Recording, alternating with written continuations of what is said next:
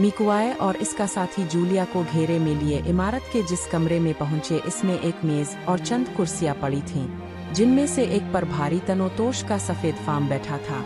इसके सामने मेज पर सिगरेट का पैकेट, लाइटर और शराब की बोतल पड़ी थी, जबकि गिलास इसके हाथ में था।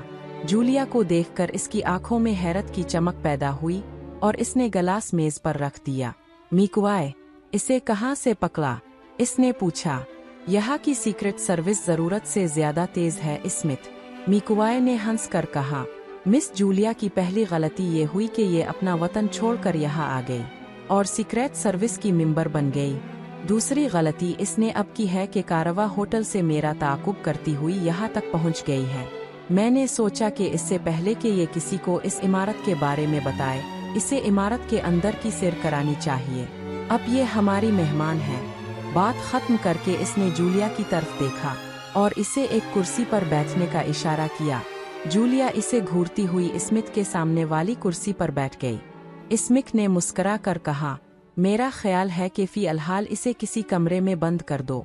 कुछ देर बाद इसकी मिजाज परसी करेंगे। ओके, मिकुआए ने कहा, यही बेहतर रहेगा। आइए मिस जूलिया। वैसे क्या तुम अभी तक मिस ही हो? बकवास बंद करो। जूलिया इसका मतलब समझ कर गुर्राई। तमीज से बात करो। ओके ओके, वो दांत निकालता हुआ बोला। आओ, वैसे ये बात ज़हन नशीन कर लो, तुम्हारे जिस्म की खैरात हासिल किए बगैर नहीं छोड़ूंगा। जूलिया खामोशी से उठी और दरवाजे की तरफ बढ़ी। मिकुआए ने स्मिथ की तरफ देखकर आंख दबाई, मगर इसी लम्हे जूलिया ने घूमकर इसके मुंह पर थप्पड़ रसीद कर दिया।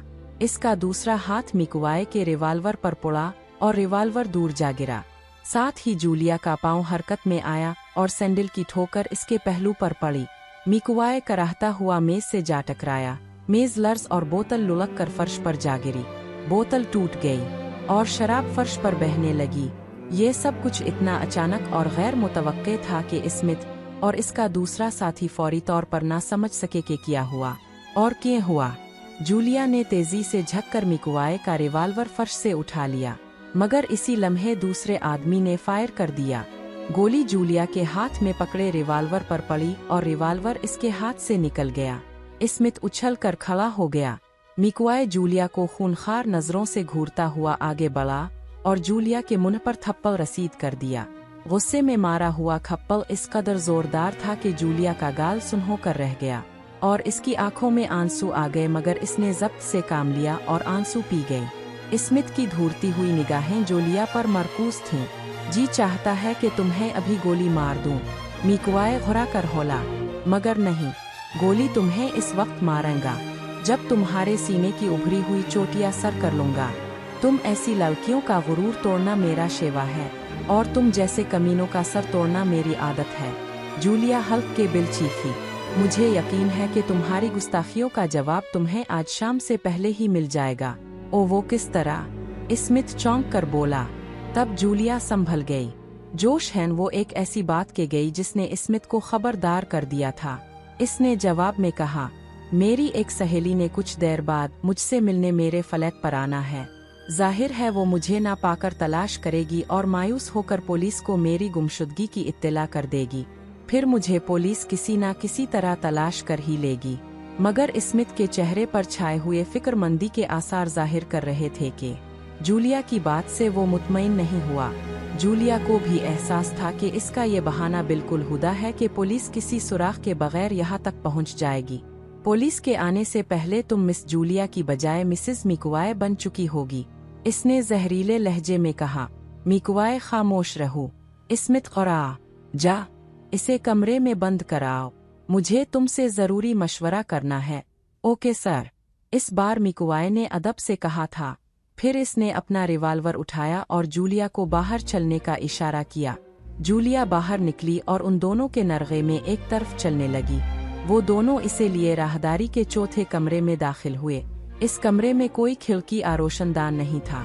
मिकुआए ने मोहतात निगाहों से कमरे का जायजा लिया और जूलिया से बोला, तुम कुछ देर यहाँ आराम करके खुद को ठंडा कर लो, मैं दोबारा आकर तुम्हें गिरमाऊंगा।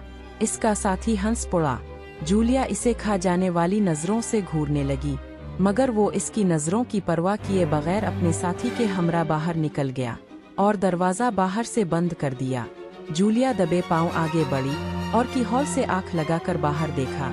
राहदारी में कोई नजर न आया और दूर होते कदमों की आहट जाहिर कर रही थी कि वो दोनों ही लूट गए हैं। वो दरवाजे से हिट आए और खाली कमरे का सरसरी जायजा लेने के बाद वॉच ट्रांसमीटर का विंड बटन बाहर खींचकर X2 से राबता कायम करने लगी।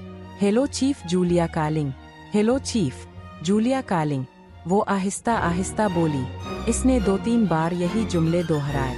जल्द ही राबता कायम हो गया और X2 की आवाज़ सुनाई देने लगी। Yes Julia. X2 attendant. क्या बात है जनाब, मैं चंद सफ़ेद फामों के चुंगल में फंस गई हूँ, जूलिया ने मुअद्दब लहजे में कहा। क्या मतलब? X2 की चुनकुत्ती हुई गुर्राहट उभरी। जरा तफसील से बताओ। जूलिया ने बंदरगाह से लेकर अब तक के हालात बयान कर दिए। X2 खामोशी से सुनता रहा। आखिर में वो बोली, यह मेरी इज्जत सख्त खतरे में है। वो बदमाश मिकुआए मेरी आबरू लौटने पर कमर बस्ता है। इसकी आवाज़ भरा गई।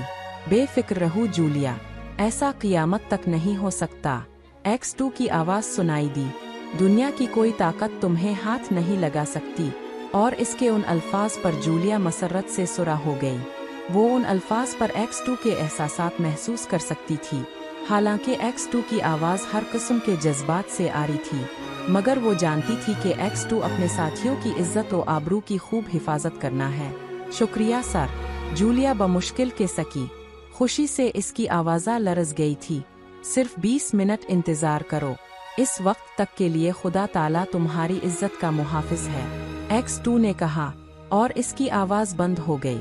जूलिया ने ट्रांसमीटर ऑफ कर दिया और X2 की बात पर गौर करने लगी, जिसे वो पत्थर दिल समझती थी आज वो मोम से भी ज्यादा नरम साबित हुआ है। इसने जूलिया की इज्जत बचाने के लिए जिन जज्बात का इजहार किया था, उनकी रोशनी में वो फखरिया कह सकती थी। पर्दे में रहने वाले X2 का दिल बहुत ही खूबसूरत और रहम के जज्बात से ममूर है। वक्त तेजी से गुजरता रहा। फिर 20 मिनट पूरे होने से पहले ही कमरे के बाहर कदमों की आहटें उभरी। जूलिया है ताबी से आगे बढ़ी, मगर इसी लम्हे दरवाज़ा खुला और मिकुआए की मनहूस शक्ल दिखाई दी। जूलिया की उम्मीदों पर ओस पड़ गई। वो समझी थी कि X2 आ कोई और मिंबर इसे आज़ाद कराने आया है, मगर वो इसकी आबरू का दुश्मन मिकुआए था। इसके लबों पर शैतानी मुस्कुराहट और हाथ में रिवाल्वर था। इसके पीछे इसका दूसरा साथी भी था। हेलो मिस जूलिया, मिकुआए ने अंदर आते हुए हंस कर कहा। मेरा ख्याल है अब खेल शुरू करना चाहिए। इसने रिवाल्वर जेब में डाला और जूलिया की तरफ कदम बढ़ाया। तुम्हारे हुसैन जिस्म ने मुझे ज्यादा देर नहीं रहने दिया, शैतान के बच्चे, जूलिया चीखी। वहीं खड़े रहूं वरना सर फाड़ दूंगी। मगर फाड़ोगी किससे? वो हंसकर बोला और एक कदम आगे बढ़ा। जूलिया पीछे हिट गई। देखो डार्लिंग, यूं ना तरसाओ। अगर तुमने सीधी तरह खुद को मेरे हवाले ना किया तो मुझे जबरदस्ती करनी पड़ेगी, जिसका मुझे अफसोस होगा। वैसे भी मैं तुम्हारे मुख में चंद घंटों का मेहमान हूँ और मेहमानों से बेरुखी अच्छी बात नहीं। मिकुआए का साथी एक तरफ खड़ा मुस्करा रहा था और मिकुआए मुसलसल आगे बढ़ रहा था। जूलिया दीवार के साथ लग गई, मगर इसकी पेश कदमी ना रोक सकी। मिकुआए और इसके दरमियान सिर्फ एक कदम का फासला था और फिर ये फासला भी खत्म हो गया।